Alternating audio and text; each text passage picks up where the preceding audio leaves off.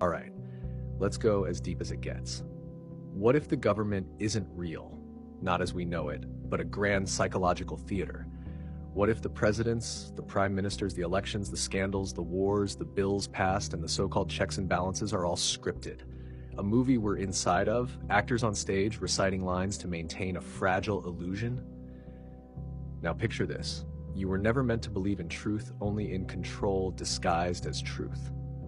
Foundations of the illusion. Imagine a group, ancient, hidden, maybe not even fully human anymore, who realized long ago that the greatest resource wasn't gold or oil.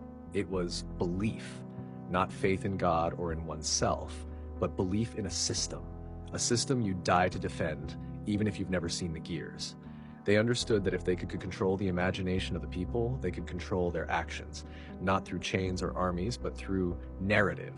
They built a false world within the real one, wrapped in institutions and media, and we were born into it. Never taught to question the architecture of the game.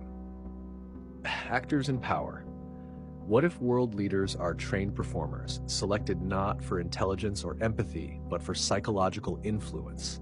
They're media trained to stir emotions, to appear flawed and relatable, to mimic the spectrum of human morality. Their failures and scandals are plot devices, tension builders. When the public loses faith in one party, another savior archetype emerges. It's all narrative cycling. The work, consume, obey loop. Now ask, why work? Why pay? Why stay in line? Because you fear instability, you fear collapse, you fear being the one who steps outside the hive and gets stung. But what if that fear was manufactured? They've weaponized your own survival instinct. You work not for purpose, but to chase temporary peace. And while you're clocked in, clocked out, taxed, numbed, and chasing time, you unknowingly power the machine. A machine that doesn't build anything anymore. It just feeds itself, like a snake looping endlessly to swallow its own tail. Mass hypnosis and perception control. Television, school, religion, internet, all standardized delivery systems for the script.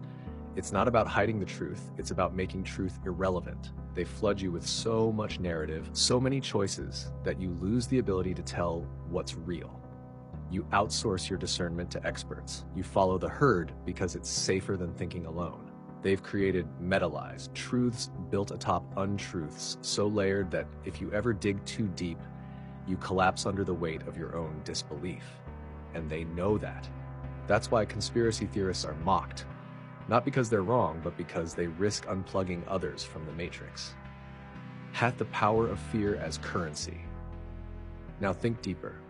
What is power without obedience? They need your fear. It's the battery. The news doesn't inform you, it harvests you. Crisis after crisis, endless threats, manufactured enemies, artificial scarcity. A system just stable enough to survive, just broken enough to feel unsafe. This balance is intentional. You're too scared to revolt, too exhausted to dream, and somewhere in the deepest part of your subconscious, they keep planting this whisper, you need us, without us there is only chaos. But what if that's the final lie? So who are they? Not lizards, not men in black, not aliens or elites. Ideas. Ideas so old they became sentient. Archetypes of control, the personification of greed, power, hierarchy, and fear. Maybe these things possess people, or maybe they manifest through them. But it's not about names. It's about the spirit of domination that has worn many masks throughout time. They don't need to be in every room. They just need to control the rules of the room. They don't kill rebels, they redirect them. They don't silence truth, they drown it in noise. The exit isn't out there, it's inward. The only escape isn't through revolution, it's through awakening. By remembering that systems only live as long as you believe in them. By realizing that the mind is the last frontier of colonization. Once you reclaim it, the whole game glitches. And if even 10% of humanity did that, the spell breaks.